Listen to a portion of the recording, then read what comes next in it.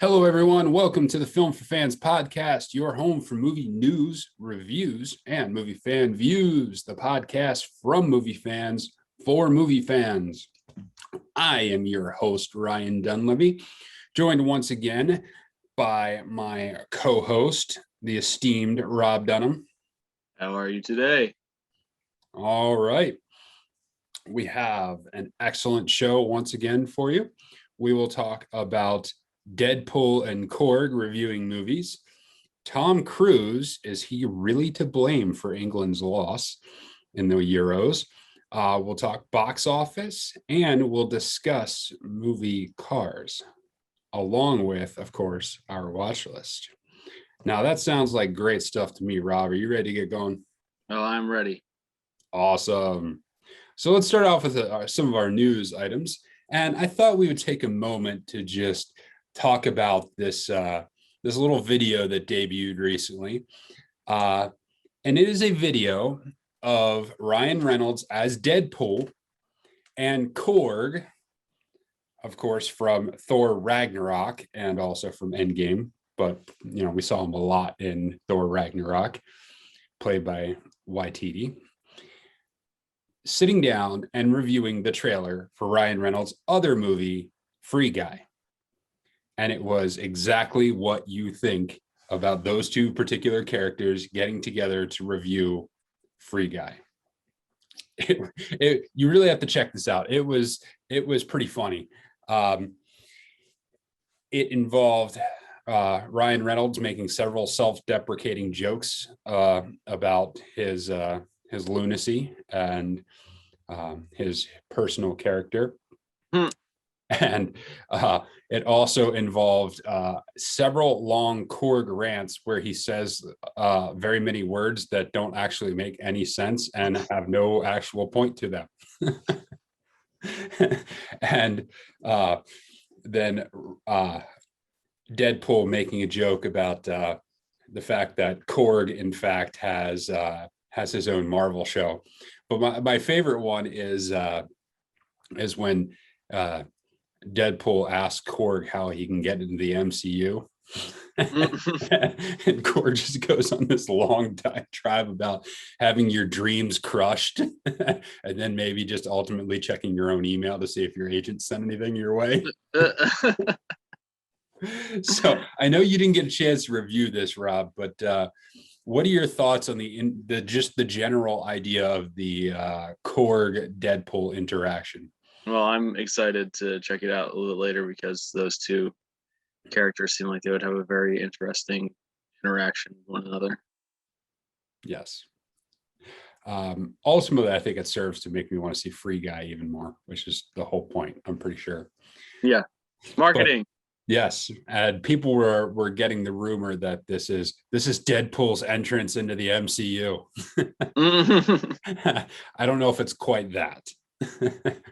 But it is a fascinating and unique way to bring these two characters together and these two different things into the same. Guess when you've got baby extremities, you have to take baby steps. It's just, yes, how it goes. But it is well done. So have fun with that one. We'll put a link in the descriptions to it. All right. Secondly, for our second story, it was revealed this past week that Tom Cruise FaceTimed with the England team prior to their final Euro finals match with Italy, which they ultimately lost in typical English fashion in penalty kicks. And this was revealed by Harry Kane, who is the England captain, who came out and was talking about people giving them support and said that even Tom Cruise chimed in. And apparently Tom Cruise was in the middle of filming in the UK, and that was one of the ways that they were able to get him in on this chat, and it came to fruition.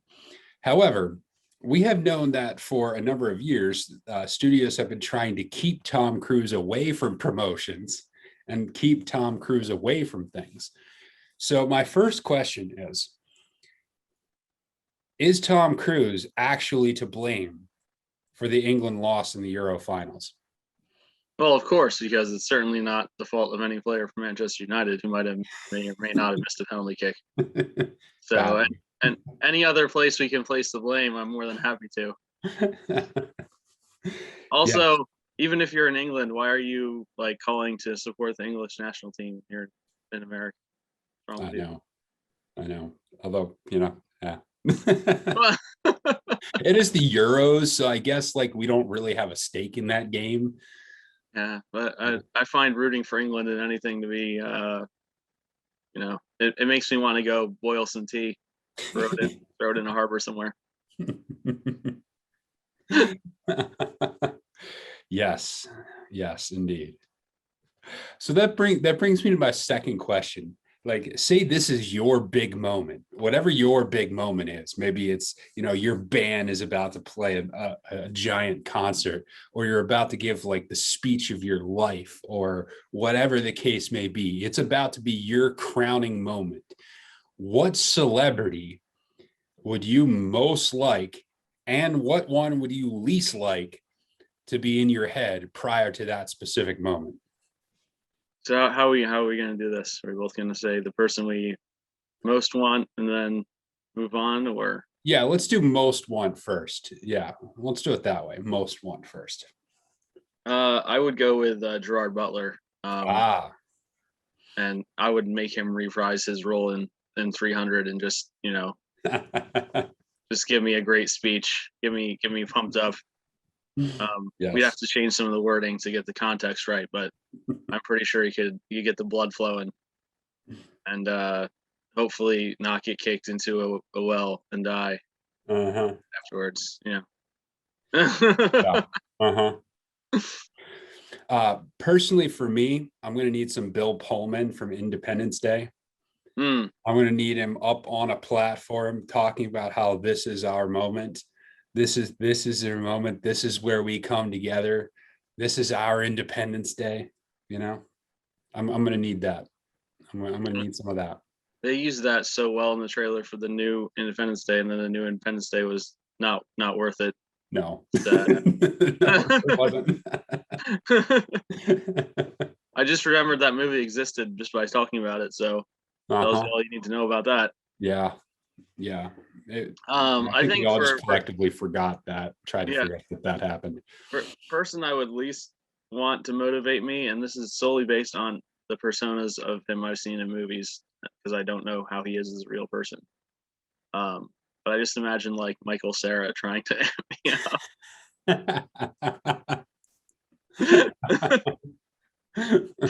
Well, you could maybe try your best. Yeah, we'll see. We'll see. We'll see what happens. Yeah, that's pretty much what I envision Michael Cera saying to me, making me completely unmotivated to go do whatever I'm supposed to do. It's so funny you went with Michael Cera, because I decided to go with Jonah Hill. Super bad. It's a little super bad reunion on our least favorite. He just seems like the most negative. Like, his characters are so inherently negative and anxiety ridden and just off the charts. It's like he's the last person you want around you when you're like preparing. Yes, good. Okay, I like that. That went well. Okay, so moving on to our next story. Karen Gilliam is back and is a feature in an action movie called Gunpowder Milkshake for Netflix. She recently did an interview for Entertainment Weekly. So, Rob, what do you think about Karen Gilliam, action star, and what do you think about the possibilities for Gunpowder Milkshake? Well, I do think that she's proven that she can do that kind of thing. I mean, she was in the Jumanji movies as Ruby Roundhouse, and did that. There was some action involved in that. You think about her role in the Marvel Cinematic Universe as well as Nebula, and she has some action in that as well. she seems to be pretty like physically fit, like willing to take on that kind of role, like able to take on that kind of role. So I don't see any reason why she wouldn't be successful with this. The only thing I question, I guess, is she really at that point where her name is going to draw people to like a movie with her being the focus of it? Because that's always the question, because that's a further step that you have to go through, and I'm not sure where she is on that spectrum quite yet. Yeah. Yeah. And I think this may go, I wouldn't say it would go a long way to getting her there, but I think that this movie potentially could prove that she can do it and could be a good launching point to her being a focal point of movies going forward. I think she was low-key really, really good in the Jumanji movies. She was obviously overshadowed because of some of the bigger names in those films, but she did a really good job, and I thought her character was definitely compelling. And I think in what I have seen of her, I think she is certainly an actress worth paying attention to, and has the potential to be someone who could drive the box office. It's just a question of whether she will or not. Now, this is a Netflix movie, so it's not going to be a box office draw, but it will be interesting. I like the idea of her as an action star. I think we've seen other female action stars take similar paths. I think most notably Emily Blunt has taken a similar path. So I think there is potential for Karen Gilliam to certainly be another actress in the vein of Emily Blunt. I don't know if she has quite the range that Emily does, but she's also much newer in her career. So we'll see. Yeah. I mean, I've liked her in everything she's done so far. Yeah, it's a very interesting comparison, one that I had not really thought through. And I think that seeing her character and work in Doctor Who, I think that she has a pretty good range emotionally as well, because she was able to show a bit more of that in that setting. Mm-hmm. So I definitely think there's potential for her to move on to bigger and better things in the future. I will tell you, I am not always compelled to watch Netflix movies, but I am compelled to watch this one. So that's a step in the right direction, just in general. So I think, and that movie, this debuted on Netflix on July 14th. So it just came out a couple days ago. So it is available to watch if you have Netflix. Is there anything else you want to talk about with us? I don't think so, but like you said, I'm definitely intrigued by it, and we'll check it out this week. It also features Michelle Yeoh, Angela Bassett, Carla Gugino. So, and we'll post the interview that Karen gave about the movie on the comments section of the article or of the podcast as well. Okay, so let's move on to the box office here. Let's talk about what's going on in the box office. Just a quick recap on the results of Black Widow. Black Widow continues to dominate the box office, but it also made quite a bit of money on Disney Plus too, which was really interesting. So Black Widow debuted with 80 million in the box office, a little over 80 million, and has earned 215 million globally, which is pretty solid, as well as 60 million on Disney Plus. If you weren't familiar, this movie debuted simultaneously in theaters and for an extra fee on Disney Plus.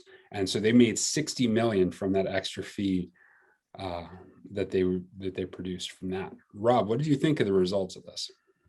I think the most fascinating part is how much it made on Disney Plus with the premiere access, because it shows that a whole bunch of families probably are looking at the cost of what it would be to all go to the movie theater and weighing that against what it would cost to have it on their nice TV and sound system in their house. And, you know, when you combine that with the not having to go out and worry about anything happening outside, I can see why a lot of people might go that route. But I don't think I was expecting it to be that significant. Yeah, that number surprised me. That's not an insignificant figure going going forward with that. And this is way more than they've made on other movies. So I don't know that one can take away from it that this is the definitive model going forward. But I think Disney will certainly be inclined to consider this going forward with some of their bigger releases. And they did say in the article that this was like a COVID influence decision to do this, to have it released. But you do, like you said, you do wonder moving forward if they see that kind of result and shift their thinking along the way. I still think the pathway to the most amount of revenue for the studios is to be exclusive theater release. But maybe there's a plan in which it's, 2 weeks later, 3 weeks later, something like that. I don't know. I mean, we'll see what happens, and it'll be interesting to see how the different studios determine when they view that the pandemic is over. Because I think you're going to have different studios view that differently. But yeah, the number of 60 million for Disney Plus was a big figure. And we'll see what happens with that going forward. So that's Black Widow. Now we'll shift a little bit towards movies coming out this particular week. So this weekend we have a number of new releases. We'll focus a little bit on just kind of 4 of them. Space Jam: A New Legacy, starring the Looney Tunes characters, and of course LeBron James, Don Cheadle, a number of others, is coming out this week.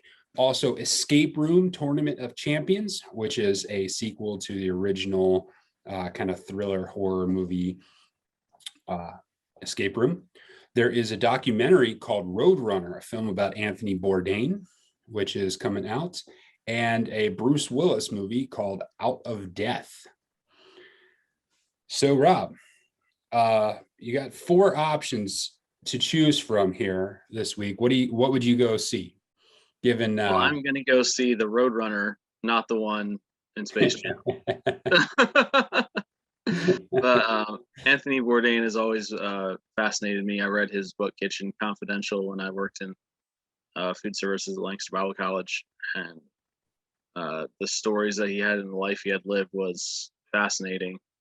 And I knew people who were very influenced by him and looked up to him a lot. When he committed suicide, it was a tough moment for a lot of people.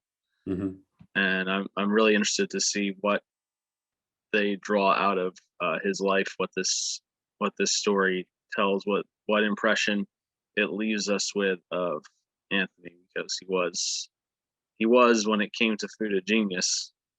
And it does seem like people who excel at their field sometimes have massive struggles that we'd never know about until it's too late. I think of Robin Williams as well.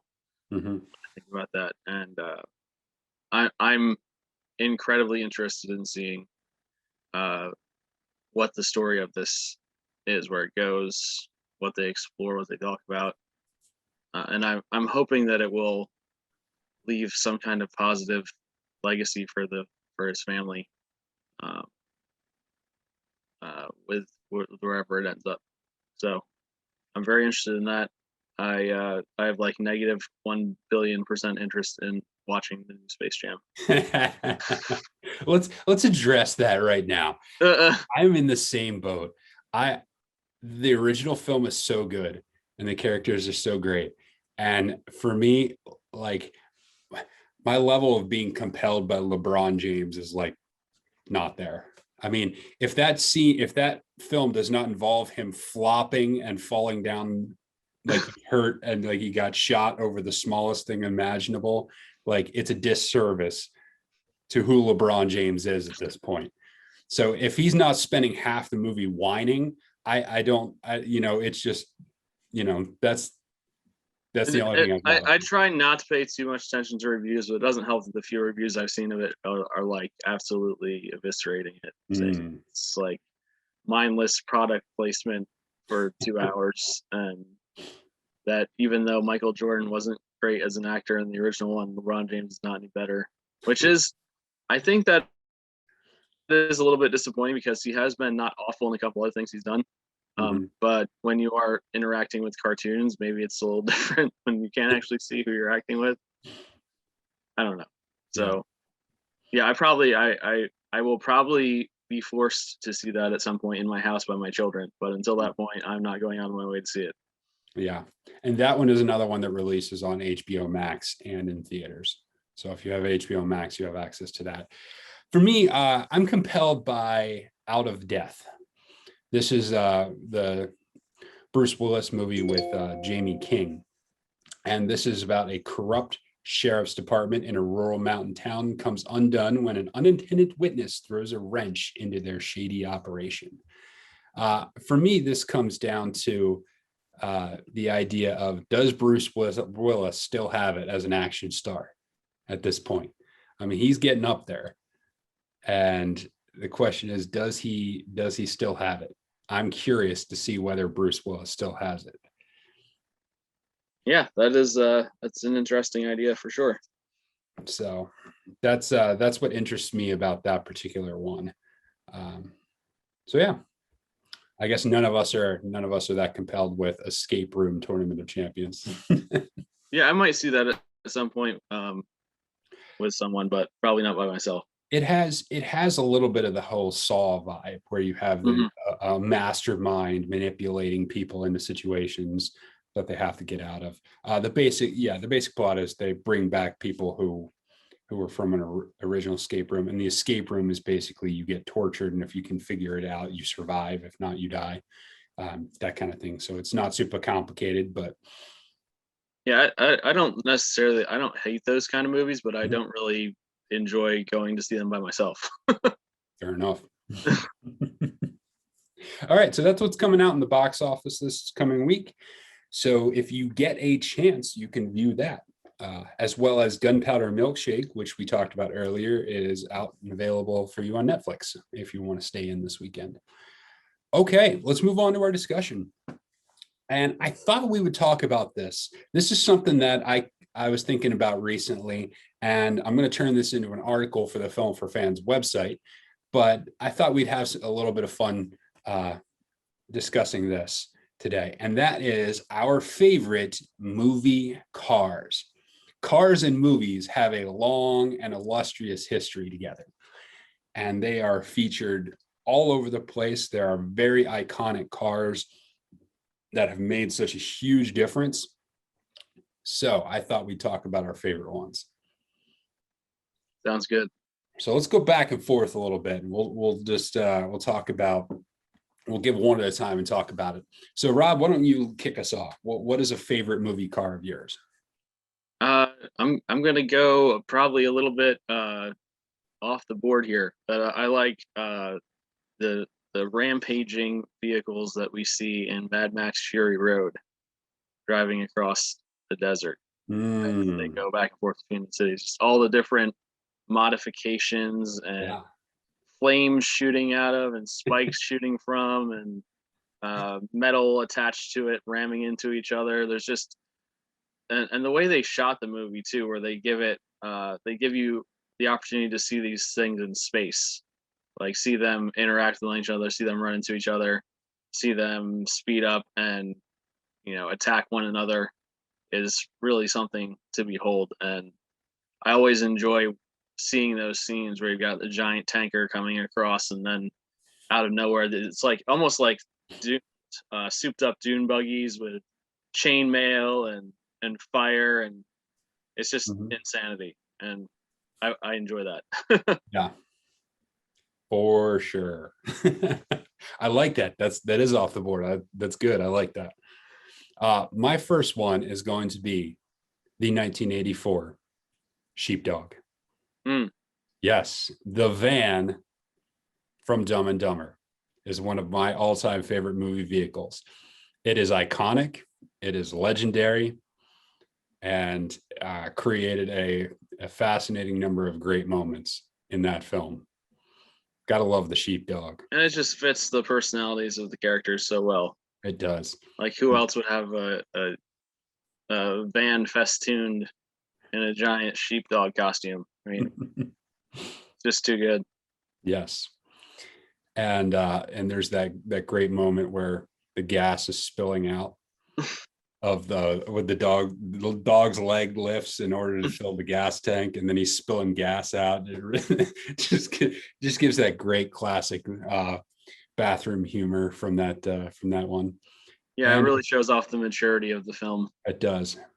And we know its value too, because it got traded straight up for a little scooter there. So we even have its value within the movie. All right, what else you got, Rob? I thought you were going to go here first, so I guess I'm going to take it now since you didn't. But James Bond, Aston Martin. What else do I need to say about that? I mean, and there's a lot of different ones. Is there a particular one? Well, I was just the concept watching, of the Aston Martin. The concept, but also having most recently been watching Casino Royale with Daniel Craig. Mm-hmm. Seeing the difference between the rented Ford he's driving around in the Bahamas versus when he gets the Aston Martin in the poker game. Yes. You're like, oh yeah, that's James Bond right there. And I just love the first scene after he wins the car where he says to the girl, "You want to come back to my place?" And she eventually agrees to go back to his place, and he drives around a block and parks right back in front of the hotel where he was, because that's where he's staying. It's just so good. Yeah. And I mean, along with that, all the modifications that all the Bond cars have across all the movies, to varying degrees of success / believability. Yes. Is always a fun thing to see.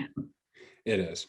Absolutely. There has to be a Bond Aston Martin on the list. It just has to.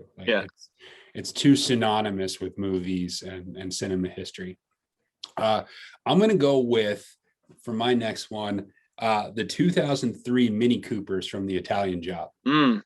Really enjoyed those cars. The fun thing is they, in order to film it, they actually had to create electric versions of them because the location they were shooting underground did not allow electric gas powered vehicles underground.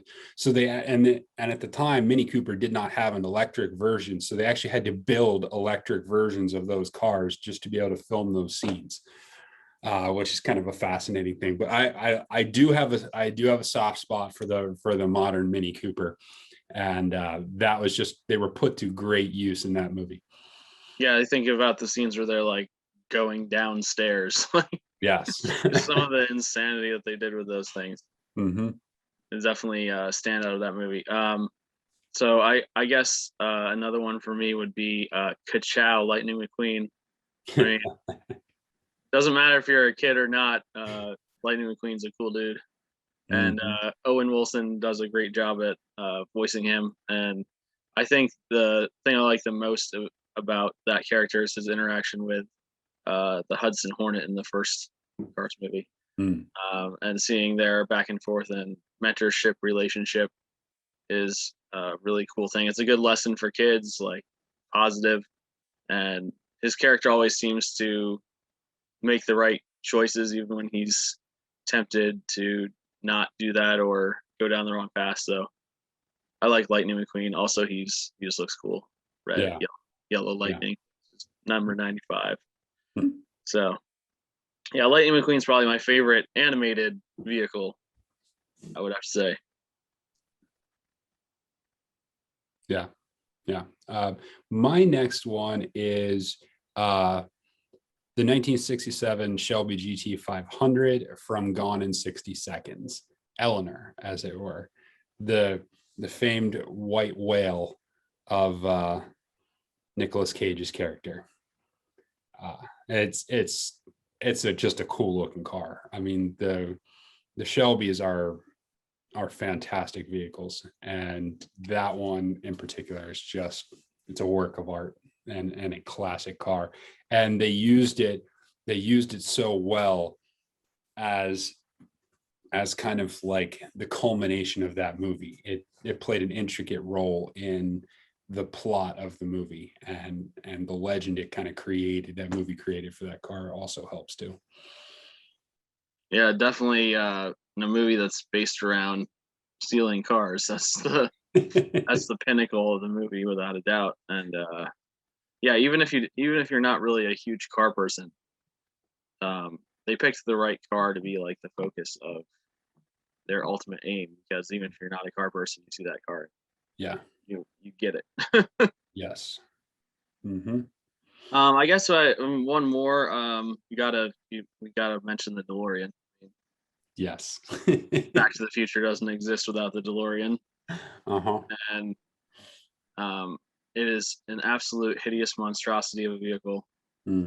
but it just fits so well. Like the time, like it looks like someone built it in the future, which is probably not a great thing for when they were trying to sell it.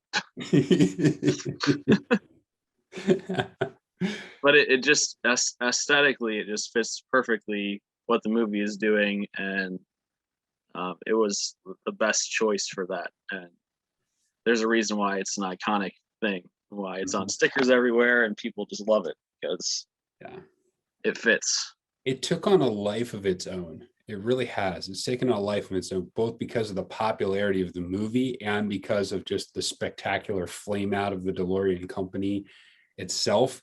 It just kind of created this mysterious element and this kind of um, cult following. I know too, anytime I see a DeLorean somewhere, it's a big event. Like people are gathering around and people are seeing it. Everyone notices it everywhere. I was at Valley Forge recently, and there was one parked. There was one parked Mm. at the park at Valley Forge. I'm like, oh, it's a DeLorean. I went over and I'm taking pictures of it. There's just something so incredibly compelling about the DeLorean. It lives in movie legacy. Uh, so I will conclude this by there has to be a Fast and Furious car in this one.